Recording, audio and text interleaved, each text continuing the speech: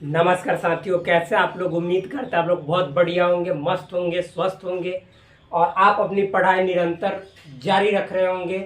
और आने वाला जो कमिंग 2024 में मैट्रिक का जो बिहार बोर्ड का एग्ज़ाम है, उसके लिए आप इतने प्रयासरत होंगे अच्छे मार्क्स लाने के लिए कि यह वीडियो आपके लिए अति उत्तम साबित होगा। इस वीडियो के थ्रू हम क्लास 10th में जो संस्कृत जो कि 100 मार्क्स का पूछता है, उसमें 90+ मार्क्स कैसे आप अचीव कर सकते हैं, स्कोर कर सकते हैं, उसके प्रिपरेशन में लगे हैं। सो फ्रेंड्स, सबसे पहले आप हर एक संस्कृत के जितने जो चैप्टर हैं उनका अच्छा से नॉलेज रखिएगा, तभी आपका ऑब्जेक्टिव इजी वे में क्लियर हो जाएगा। और उसके बाद इसके बाद मैं आपको जो ग्रामर पोर्शन का होता है, जो व्याकरण सेक्शन का होता है, उसका भी कंप्लीट करवाऊंगा। और मेरा दावा रखिए कि आपको संस्कृत में 90+ नहीं आया तब कहिएगा। इसके जस्ट बाद मैं स्टार्ट करूंगा हिंदी, और हिंदी भी 100 मार्क्स का होता है, उसमें भी 90+ का ही मेरा टारगेट रहेगा। सो चैप्टर को स्टार्ट करते हैं। इससे पहले 6 चैप्टर तक हमने पढ़ा दिया है। ये 7वां चैप्टर है, 7वां पार्ट है। चैप्टर का नाम है नीति श्लोका या नीति संबंधी श्लोक। इसमें जीवन जीने की कला के बारे में बतलाया गया। बहुत ही सुंदर पाठ है। और एक बात याद रखिएगा, संस्कृत में एक एक पाठ हमारे जीवन के समस्याओं को दूर कैसे किया जाएगा इससे जुड़ा रहता है। तो ये भी उनमें से कुछ एक है। तो देखिए, सबसे पहले हम लोग इस पाठ का परिचय देख लेते हैं, यानी पाठ में क्या क्या दिया गया है, किस किस चीज़ के बारे में पढ़ना है। सो फ्रेंड्स देखिए, प्रस्तुत पाठ यानी यहाँ पे जो पाठ आपका दिया गया है, सुप्रसिद्ध ग्रंथ, ये बहुत ही फेमस ग्रंथ महाभारत के उद्योग पर्व से संकलित है। डायरेक्ट ऑब्जेक्टिव में क्वेश्चन पूछेगा कि जो नीति श्लोका है ये महाभारत के किस पर्व से लिया गया है। वन पर्व, भीष्म पर्व, उद्योग पर्व। तो भाई मेरे, ये उद्योग पर्व से जो है नीति श्लोका लिया गया है, संकलित किया गया है। ये बहुत इंपॉर्टेंट है। आप जानते हैं कि पूरे महाभारत को 18 पर्वों में बांटा गया है, उनमें से एक उद्योग पर्व है। उसी पर्व से ये जो नीति श्लोका है ये संकलित है, यानी लिया गया है। आगे देखिए, इसमें विदुर ने आसन्न युद्ध से उद्विग्न धृतराष्ट्र के प्रश्नों का उत्तर देकर शांति प्रदान करने का प्रयास किया। देखिए मेरी बहना भाई, इस मतलब कि हम लोग चैप्टर में देखेंगे कि जो ये नीति श्लोका है जो कि विदुर द्वारा कहा गया है। विदुर द्वारा मतलब धृतराष्ट्र जो है सो प्रश्न करता है और विदुर मतलब उनका उत्तर देते हैं एक तरह से। तो विदुर जो है सो धृतराष्ट्र जैसे युद्ध से जब हानि होता है युद्ध में, तो बहुत ज़्यादा उद्विग्न, मतलब एक तरह से देखा जाए तो उनका मन तिलमिला जाता है। तो उनके मन को शांत करने के लिए ये जो धृतराष्ट्र है ये प्रश्न करते हैं और विदुर उनका उत्तर देते हुए और धृतराष्ट्र के मन को शांति प्रदान करते हैं, यानी शांत स्थिति में लाने का प्रयास करते हैं अपने बहुत ही एक तरह से बोला जाए तो सुंदर उत्तर के जरिए, सुंदर जवाब के जरिए। क्योंकि भाई युद्ध में तो कौरवों का नाश हुआ रहता है, तो कौरवों के पिता तो है धृतराष्ट्र, समझ में आ रहा है ना, जो कि अंधे होते हैं। तो ये तिलमिला जाते हैं, बहुत मतलब एक तरह से घबराहट हो जाता है। तो इनको शांत करने के लिए विदुर इनके द्वारा जो पूछा गया प्रश्न रहता है उनका उत्तर देते हैं और इनको शांत करवाते हैं। आगे देखा जाए, उसी प्रश्नोत्तर रूप ग्रंथ को विदुर नीति के नाम से जाना जाता है। मतलब देखिए फ्रेंड्स, यही जो मतलब कि प्रश्न और उत्तर के रूप में जो एक तरह से ग्रंथ मतलब कि डेवलप हुआ, विकसित हुआ, तो इसी ग्रंथ को विदुर नीति के नाम से जाना जाता है। क्योंकि इसमें विदुर द्वारा कहा गया उत्तर है, धृतराष्ट्र द्वारा पूछा गया प्रश्न है, और विदुर उस प्रश्न का उत्तर बहुत ही सरल एवं अच्छे ढंग से देते हैं, जिनके कारण उनका जितना जो विचार था वह विदुर नीति के रूप में फेमस हो गया। विदुर महान धर्मात्मा तथा नीति विशारद थे। देखिए, जो विदुर थे वो महान धर्मात्मा थे। महान धर्मात्मा कहने का मतलब है एक तरह से देखा जाए तो मतलब कि अच्छे, मतलब बहुत जानकार पुरुष थे, नीति नियम को जानने वाले थे, बहुत महान थे, तपस्वी थे, तभी तो उनके पास इतना ज्ञान आया हुआ था। आगे देखिए, इन्होंने मतलब किनने, विदुर ने। देखिए, इन्होंने अपने नीति ग्रंथ में जीवनोपयोगी विचार प्रस्तुत कर यह संदेश देना चाहा है कि व्यक्ति को परिस्थिति को ध्यान में रखकर काम करना चाहिए। देखिए, जो विदुर हैं ये अपने नीति ग्रंथ में, यानी जितने जो विचार अपने ग्रंथ में इनका प्रस्तुत हुआ है, उनमें सबसे अधिक इन बातों पे जिक्र किया गया है कि हम अपने जीवन में, इस जीवन में बहुत सी, समझिए तो आने वाले समय में कठिनाइयाँ, समस्याएं, बाधाएं आती रहती हैं। उन बाधाओं से मतलब कैसे लड़कर आगे जीवन में बढ़े, तो उसी जीवन के उपयोगी विचार, यानी जीवन में काम आने वाला जो बात है, उन विचारों को, उन बातों को इस नीति ग्रंथ में, यानी जो विदुर द्वारा लिखा गया नीति ग्रंथ है, उसमें क्या बतलाए, मतलब एक तरह से देखा जाए तो प्रस्तुत किया गया है। और हम सभी को संदेश मतलब उसमें दिया गया है, हम सभी के लिए, कि हर व्यक्ति को, यानी हम सभी जितने जो लोग हैं उन सभी को परिस्थिति को ध्यान में रखकर, यानी जैसी परिस्थिति आपकी है, आप अगर कमज़ोर हैं, कहीं पे मान लीजिए आप कहीं पे जा रहे हैं और सपोज 10 लोग, आप अकेले हैं और 10 लोग आपके पीछे पड़ गए, तो उस परिस्थिति में हमें ऐसा, मान लीजिए कि आपसे कोई जोर ज़बरदस्ती कर रहा है, जान पे खेल रहा है, तो उस स्थिति में हमें चालाकी से काम लेना चाहिए और वहाँ पे हमको उनके आगे झुक जाना चाहिए। क्यों? क्योंकि भाई वो 10 हैं, हम 1 हैं, उनके पास हथियार हो सकता है और हमारे पास कुछ नहीं है, तो उस स्थिति में हमें झुकना ही हमारे लिए उत्तम होता है, यानी सही होता है। तो ये बात हम लोगों को विदुर नीति से भी मिलती है। ऐसा काम करने वाला व्यक्ति न तो कहीं अपमानित होता है और न ही समस्या से हार मानता है, अपितु अपने कर्म अथवा धर्म पथ पर आरूढ़ रहकर आने वाली पीढ़ी को जीवन जीने की कला का सम्यक ज्ञान देता है। और ऐसे ही लोग, मतलब परिस्थितियों के अनुसार चलने वाले ही लोग, कभी भी अपने जीवन में अपमानित, यानी एक तरह से देखा जाए तो मतलब बेइज्जती का फील नहीं करते, यानी कहीं भी बेइज्जत नहीं होते, यानी एक तरह से उनकी निंदा नहीं होती है। ऐसे लोग मतलब हमेशा सम्मान पाने के हकदार होते हैं, अधिकारी होते हैं। और देखा जाए तो ऐसे ही लोग अपने जीवन में हर समस्याओं से, मतलब एक तरह से देखा जाए तो पार हो जाते हैं, यानी निपट जाते हैं। परिस्थिति के अनुसार चलेंगे तो हर समस्या से निपटेंगे ही, तो फिक्स है। और अपितु कर्म अथवा, और मतलब एक तरह से देखा जाए तो अपने जीवन में मतलब इन्हीं सब बातों को तो कहा जाता है कि जो हमारा वहाँ पे कर्म बना वो कर्म किए, यानी कर्म के मार्ग पर, धर्म के रास्ते पर चलकर, और आने वाला जो पीढ़ी है, जो कमिंग जेनरेशन है, उसके लिए एक बहुत ही सुंदर उदाहरण बन जाते हैं, यानी एक तरह से एग्जाम्पल प्रस्तुत होते हैं अपने समाज के लिए। जो लोग हर समस्या से लड़ने का और परिस्थिति के अनुसार चलने का काम करते हैं, वही लोग आने वाले समय में अपने जो पीढ़ी है उनके लिए प्रेरणा स्रोत बन जाते हैं। महात्मा गांधी को देख सकते हैं। महात्मा गांधी अंग्रेजों से थोड़ी मतलब ऐसे कि तुम गोली से मतलब हिंसा के साथ लड़ाई कर रहे हो तो हम भी हिंसा के साथ करेंगे, नहीं।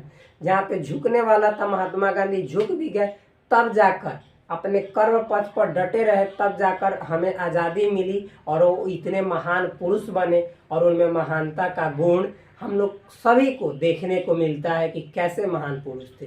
तो भाई ये पाठ का परिचय है, यानी इस पाठ में ऐसे ऐसे ही विचार जीवन में हम लोग अपने जीवन को उत्तम बनाने के लिए सीखेंगे, जो कि विदुर द्वारा बतलाया गया है।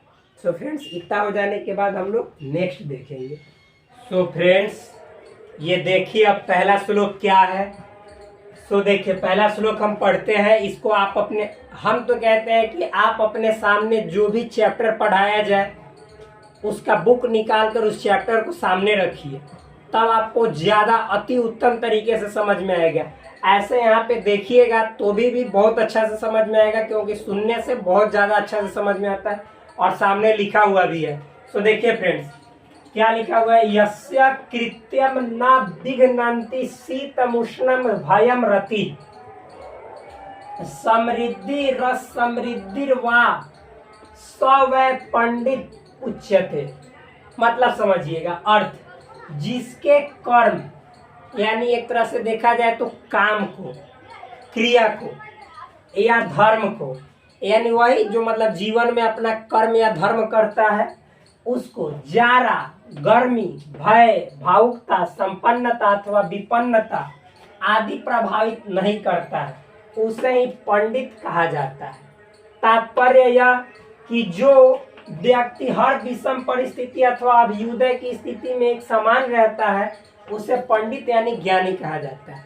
मतलब समझिएगा, देखिए मेरे दोस्त, देखिए मेरे भाई, जिस व्यक्ति के काम को, कर्म को, धर्म को यानी जीवन में जो क्रिया करता है, जो भी क्रियाकलाप करता है, जो भी काम करता है, उसके काम को न तो जारा ही डिस्टर्ब करता है, यानी उसको जारा से कोई मतलब नहीं है, जारा में भी अपने आप को तैयार रखता है, गर्मी से भी उसको कोई डर नहीं रहता है, कोई मतलब एक तरह से देखा जाए तो उसको परेशानी नहीं होता है, यानी परेशान नहीं करता है गर्मी भी। भय, उसको किसी चीज का क्या होगा परिणाम उसका डर नहीं है, यानी अच्छा क्रिया कर्म करने वाला है, धर्म करने वाला है, उस काम का क्या परिणाम होगा उसके प्रति डर नहीं है। भावुकता, मतलब जैसे कोई काम कर रहा है और हम लोग अक्सर क्या हो जाते हैं, यानी मान लीजिए कि लड़की से प्रेम कर लेते हैं, किसी से प्रेम कर लेते हैं और वो थोड़ा सा नखरा बनाती है तो हम लोग भावुक हो जाते हैं। तो इस भावुकता में परेशान होना नहीं है, इसमें मतलब आकर फंस जाना नहीं है। संपन्नता, संपन्नता कहने का मतलब है मेरे भाई कि जैसे आप बहुत अधिक अमीर हो गए, आप सुखी संपन्न हो गए, तो वो आपको परेशान करने लगे, यानी आप घमंड में ये नहीं कि चूर हो जाए। अथवा विपन्नता, मान लीजिए आपको दरिद्रता आ जाए, दुखदाई स्थिति आ जाए, तो उसमें ये नहीं कि अपने आप को मतलब कि जैसे पूरी तरह से ऐसा कर लीजिए मानो कि आप मनुष्य होने के लायक ही नहीं, ऐसी स्थिति में ना जाओ। तो जिन लोगों को, जिन व्यक्ति को इन सभी कामों में, इन जितने जो मतलब यहाँ पे हम बताए हैं, इन सभी से कोई समस्या नहीं होती है, यानी ये सभी उनके काम में बाधा नहीं डालते, रुकावट नहीं डालते हैं, तो उस इंसान को, उस व्यक्ति को पंडित कहा जाता है। पंडित मतलब ज्ञानी पुरुष कहा जाता है। वही बात है कि जो व्यक्ति, जो मतलब पुरुष हर विषम परिस्थिति में, यानी कोई भी खतरनाक परिस्थिति हो उसमें अपने आप को संभाले रखता है। मान लीजिए कोरोना वायरस के समय में कितने लोगों का घर उजड़ गया, यदि उनके परिवार वाले जो बचे थे वो भी उनमें टूट जाते तो फिर तो जीवन में और समस्या बढ़ जाती, तो उनमें भी डटकर सामना करना। फिर मतलब कि अभ्युदय, यानी आप यदि कुछ हो गए, आपके पास मतलब कि संपत्ति आ गई, तो उसमें भी आपको पागल नहीं होना है। तब उन सभी स्थितियों में यदि आप एक समान रहते हैं, यानी समभाव से जीते हैं, तो आपको पंडित की श्रेणी में, यानी ज्ञानी व्यक्ति की श्रेणी में रखा जाएगा या रखा जाता है। वही बात है, इसके व्याख्या को देखेंगे। व्याख्या मतलब एक्सप्लेनेशन। सो देखिए मेरे दोस्त, प्रस्तुत श्लोक महान नीतिज्ञ, यानी ये जो श्लोक है, इस श्लोक को महान नीतिज्ञ, महान कहने का मतलब है जो एक तरह से देखा जाए जिनके मतलब जिनको इन सभी चीज़ों के बारे में, जीवन की हर समस्याओं को कैसे सुलझाया जाए इसके बारे में बहुत सारी जानकारी थी, तो उनको महान बोला जाएगा। नीति के बारे में बहुत सारी जानकारी थी। महान नीति के विदुर, लिखित विदुर नीति ग्रंथ से संकलित, मतलब ये जो श्लोक है ये विदुर द्वारा लिखित जो ग्रंथ है जिसको विदुर नीति कहा जाता है उससे लिया गया है, तथा यहाँ पे नीति श्लोक का पाठ से उद्धृत है। कि प्रेजेंट में जो हम लोग पढ़ रहे हैं ये नीति श्लोक का पाठ से यहाँ पे लिया गया है। इसमें नीतिकार, मतलब इस श्लोक में नीतिकार यानी जो नीति को कह रहा है, जो बात को बतला रहा है, जो संदेश दे रहा है, नीतिकार ने पंडित यानी ज्ञानी जनों की विशेषता पर प्रकाश डाला। तो जो नीतिकार है यानी विदुर जी, ज्ञानी पुरुष किन्हें कहा जाता है, उनकी क्या क्या खूबियां होती है उनके बारे में बतलाए हैं, उन पे प्रकाश डाले।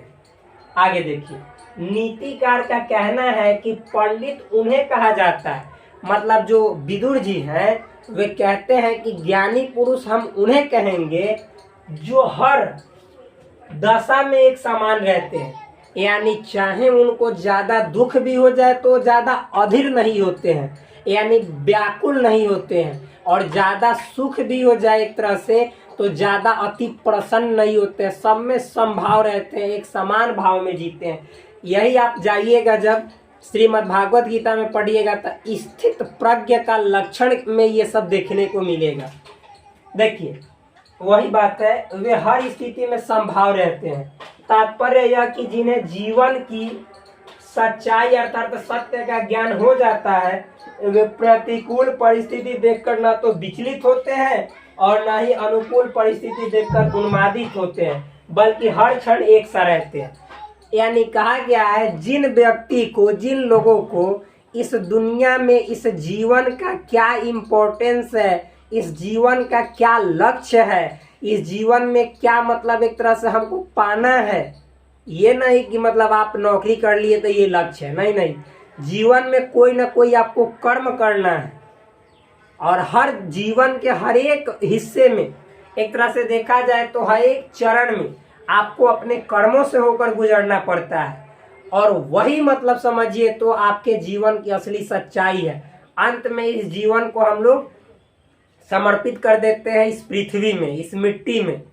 क्यों? क्योंकि हमारा शरीर मिट्टी से बना है, लेकिन जितने दिन हम जीवित रहते हैं उतने दिन में हमको इस जीवन का क्या यूटिलाइज करना है, उनको जो जान लेता है, उसको जो समझ लेता है, उस सच्चाई को जो भांप लेता है, तो उस व्यक्ति को कोई भी परिस्थिति, चाहे उसको दुख की स्थिति आ जाए या सुख की स्थिति आ जाए, वो कोई से नहीं घबराता है, सबका डटकर सामना करता है और सब में एक समान भाव से जीवन जीता है। आप राम को देख लीजिए, सबसे अच्छा बेहतर उदाहरण है। देखिए वनवास में गए, वनवास के क्रम में जब राजा की गद्दी से हटाकर वन मिला उनको, तो उनमें न तो अति दुखी हुए, नहीं अति अधीर हुए, और न ही मतलब राजा बने तो राजा बनने के बाद भी अति प्रसन्न नहीं हुए, एक समान भाव से जीवन जिए। तो उन्हीं को कहा जाता है कि वे पुरुष पंडित है, यानी ज्ञानी है। वही बात है। देखिए फ्रेंड्स, गीता में श्री कृष्ण ने कहा है कि सुख दुख लाभ हानि में एक समान रहने वाला पंडित या ज्ञानी कहलाता है। श्रीमद् भागवत गीता में भी श्री कृष्ण जी कहते हैं कि जो इंसान सुख में दुख में इन सभी परिस्थितियों में एक समान, यानी बोला जाए तो न तो ज्यादा दुख में अधीर होना, और बार बार बोल रहे हैं न तो सुख में ज्यादा अति उतावला होना, दोनों कंडीशन में, दोनों परिस्थिति में जो इंसान एक समान भाव से रहता है वही इंसान ज्ञानी कहलाता है, यानी अति उत्तम पुरुष कहलाता है। सो फ्रेंड्स, इस वीडियो में हम एक ही श्लोक को रहने देते हैं। नेक्स्ट वीडियो में देखेंगे तो आपको जितने जो रेस्ट ऑफ श्लोक है उसका 2-4 करके 10 श्लोक है, मतलब 2-3 वीडियो में समाप्त हो जाएगा। क्योंकि थोड़ा समझना, लेकिन अच्छे तरीके से समझना ही ये सच्चे ज्ञान का एक तरह से बोला जाए तो सीखने का तौर तरीका है, पद्धति है। जय हिंद साथियों। प्लीज आप चैनल पे नए हो तो भाई को सपोर्ट कीजिए, चैनल को सब्सक्राइब कीजिए, और वीडियो अच्छा लगे तो वीडियो को लाइक कीजिए और अपने दोस्तों के बीच शेयर कीजिए। जय हिंद।